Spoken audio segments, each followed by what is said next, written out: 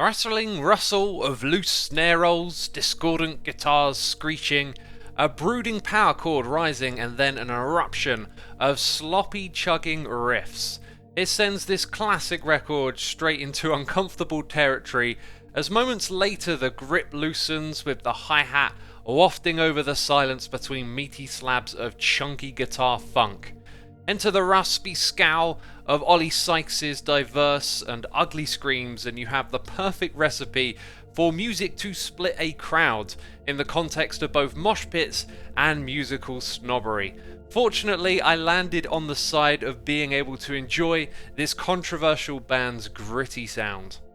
It was at my first download festival in '06 that I mistook them for another act on the bill. I was blown away by the novelty of these black emo mop haircut kids playing the uber brutal music. It was my introduction to hardcore dancing, where I quickly learned regular moshing would land a punch to your face. From then on, I was hooked until this day. I never felt like anything else Bring Me the Horizon would do matched the unique charm this 4-track record carries. It's one of those bits of music you get right into every now and then, and this latest binge leads me to write.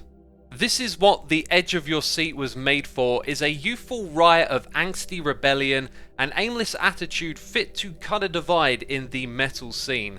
Some parts metalcore seeking the brutality of death metal, this bedroom band puts together a riff montage exploring their own ideas of heavy, hooked on the ugly, odd and obnoxious that you just can't replicate. It's a mindset, a moment in time manifesting into a bizarre riff fest of awkward guitar noise and breakdowns that I simply adore for all of its flaws.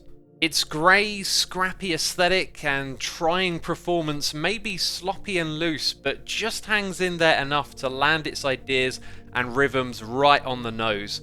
The grooves land between the barrages of angular guitar noise, and Ollie's snarling, throaty screams sound almost painful at times. It ends up like a charm all too akin to metal, yet constructed from a different ideology. The songwriting, however, is keenly convenient in this aesthetic, as its progressive rollout of guitar riffs with little repetition keeps an interesting flow of rough around the edges ideas landing with enthralling energy. The last of its 4 songs ends up on a melodic tangent that derails somewhat from the core concept, but within its first 3 strikes, the breakdowns and brutality is so much fun. Each song gets its big moment for the crowd to split and go ham. Each song also finds a catchy earworm to drive home the big shouts around its big breaks. Nail the casket one more time, I hate all my friends, if you think you're alive you're better off dead. I've never looked deep into these angsty lyrics written by then teenagers. They do, however, get riled up with the music in their spite-ridden delivery. The Edge of Your Seat is not a record I'd be keen to recommend, but discovering it at such an interesting time, right at the birth of deathcore's bloom, gave it a personal nostalgic magic I've never been able to shake. It was fun and outrageous then, and 16 years later it still has a punch that rarely fails to rustle. Such a peculiar record.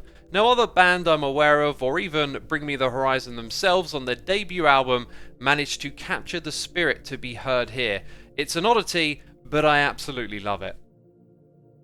Thanks for listening. If you'd like to see some more of my music blogs, go check the website out. Every page has over 1,000 articles sorted by artist, year, genre and more. Just hit Ctrl F and have a search for something that interests you.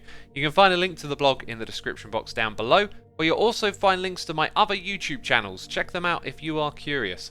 Thanks again for watching, and be sure to subscribe to catch the next upload.